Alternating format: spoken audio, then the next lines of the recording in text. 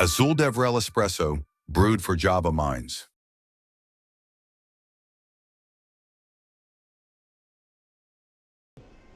All right, so we are still at Voxxed Bucharest, which is one of your, what is it, subsidiaries of DevOps? But officially, legally, it's a franchise. A franchise, yeah, right. Yeah. So I'm here with Stephan Janssen, the founder of DevOps, which was Javapolis in the beginning. Correct, yes. Yeah, there have been some changes. Yes, in 2008 we changed it from Javapolis to DevOps. Yeah. And DevOps is the Vox voice of developers, so that's the meaning. I didn't know that. Yeah. Oh. And the reason why I do 2X's is that when I entered DevOps with 2X's, I had no Google results.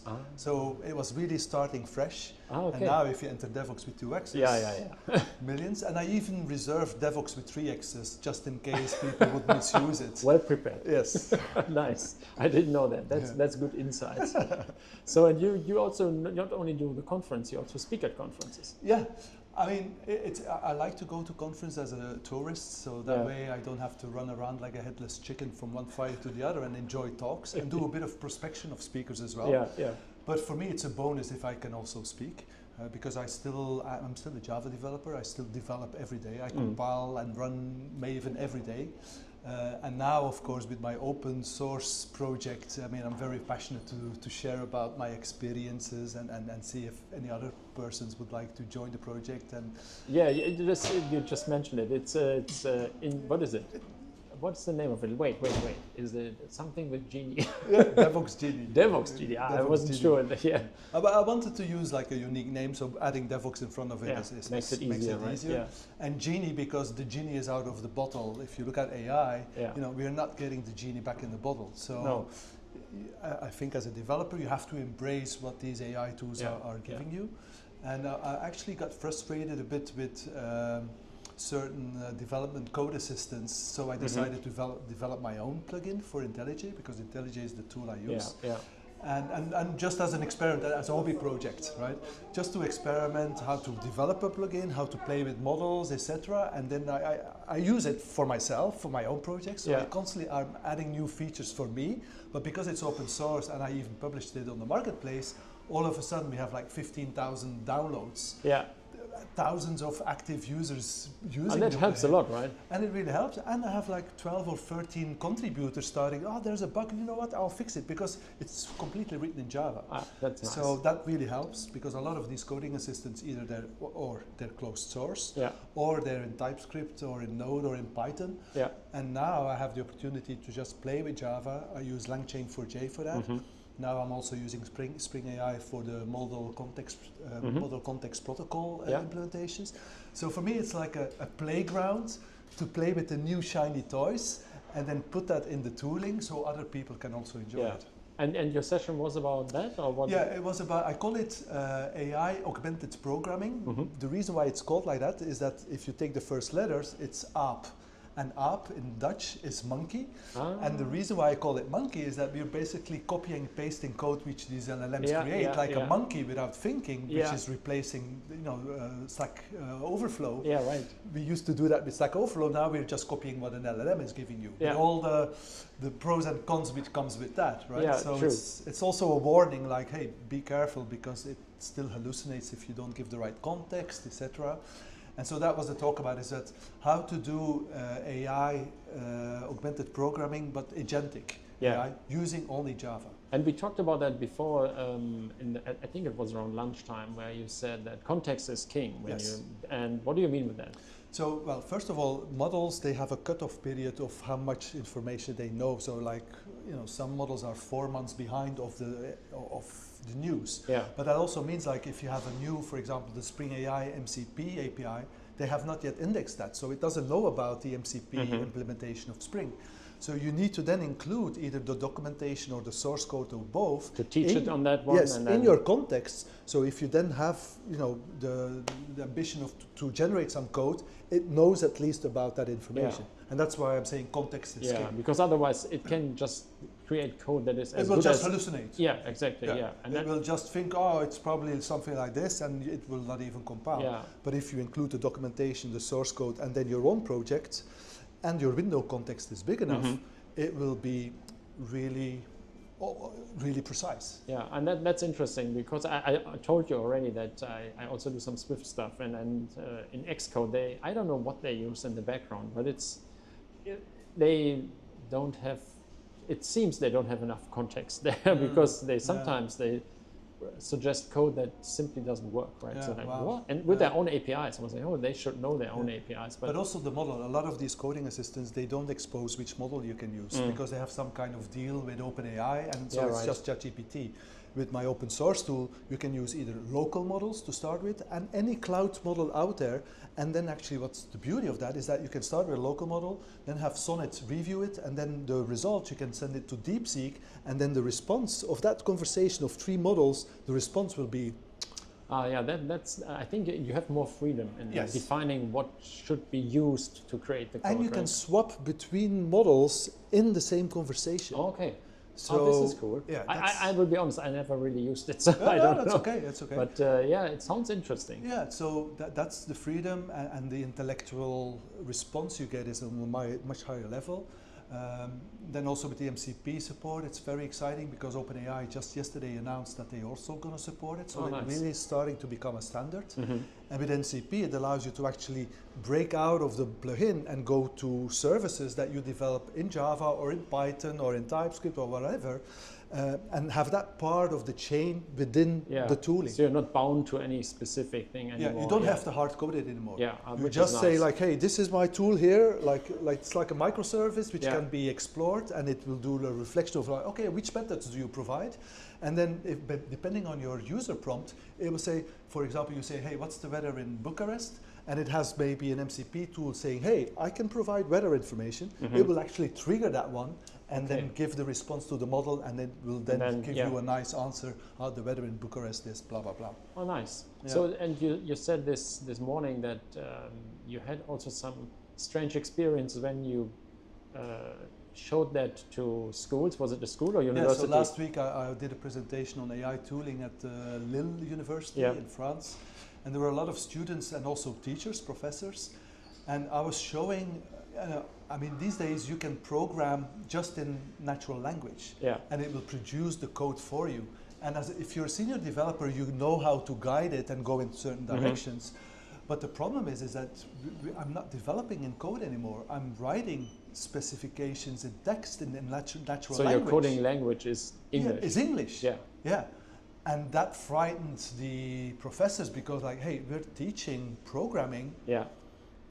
And even if we're not there yet today, what's going to happen in 3 years, in 5 years, it's just in 10 the start, years? right? Yeah. I mean, we're on an exponential curve on multiple levels. Like if you just look at the intellect that these models have, I mean, we're getting 120, 140, 160 IQ. And giving it the right context, it's a paradigm shift. I mean, our role as a developer will change. Oh yeah, definitely. But you also said that it's even these days hard for this model to benchmark them. Yes. Because they run out of benchmarks for this. They immediately hit 100% on the benchmark. So we're not smart enough to actually create benchmarks which the model fails on. So there are initially, I think it's ARC Prize or something it's called. And they're now doing more a visualization type of thing. So they show like 3 pictures, and then you need to predict what the 4th picture is. So it's visualization based on the 3 runs. Yes, and so people need to be more creative to actually start comparing. Because if all the models we're moving to a direction are all hitting 100% for all the benchmarks, how can we then still compare how good they are? Yeah. And it's a real problem actually. Yeah, I can imagine. So, and what do you think is, or what will be your next pet project? So for me, it's clear. I would love. So I now have in Voxxed, I have MCP support, so I can externalize, for example, file system tooling to go to a big project. And by doing just search and grep and glop type of things, it will create the context based on just going through the project. Oh, nice. Yeah, I've got a prototype where I'm doing the same, but on abstract syntax tree. So it creates an AST using tree-sitter. And based on the AST, it will try to find the right context as well. But the next level for me is really agentic. So where you say like, okay, here's my project. Now build this feature based on the spec that I've put in GitLab, for example. Mm-hmm. And then it talks to different agents using MCP below, but the agents basically collaborate and come to a solution, but in open source. So I want to build it in open source, have the possibility to work with local models and cloud models. And there's already tools starting to do that. I think a big contender is the Python library LangChain and LangGraph. So in LangGraph, I said that in my talk, the innovation today is happening in Python. Okay. Still? For AI, For AI, the innovation is in Python, and then you start seeing these features dribble down into the Java frameworks. So how does it come that it's still, is it still because they data started scientists, with, data scientists use Python a lot. But luckily, I mean, for Java developers, we have LangChain for J and we have Spring AI. I think those are the two main contenders. And they're basically copying each other a bit, so it's very similar. And eventually we will have also full agent support, which now it's tooling, but the next abstraction layer is agents, and then the next abstraction is basically the natural language. And so for me, that's my next goal. I would love to have, a bit like what IntelliJ is doing with Juni, is have that, but in Devoxxed Genie, in open source. So that it's available for everyone? Yeah, but it's just an intellectual challenge. I just want to see how far I can get. Yeah, but I mean, it seems like people adopt it, right? So it seems like people like it. Yeah, well, if you start using it and you see the power, it is really a time saver. It's both a time saver and being more productive. I mean, last week I had a bug in the Call for Papers app. Somebody created an issue. I gave the issue to Claude.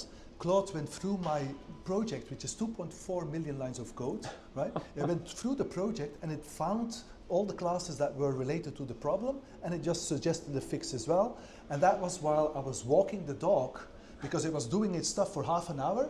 I came back, and after half an hour, it was done. It was done, and it worked. Yeah. Oh my God. I get goosebumps because this was 4 months ago. Was not possible. 4 months ago, this was not possible. Yeah, it's blazing the speed, right? So it's really. I call this in my talk the quantum superposition state. Yeah. It's both exciting and frightening at the same time. Yeah. That's the problem, right? Because I mean, if you imagine this power in the wrong hands, it could be dangerous.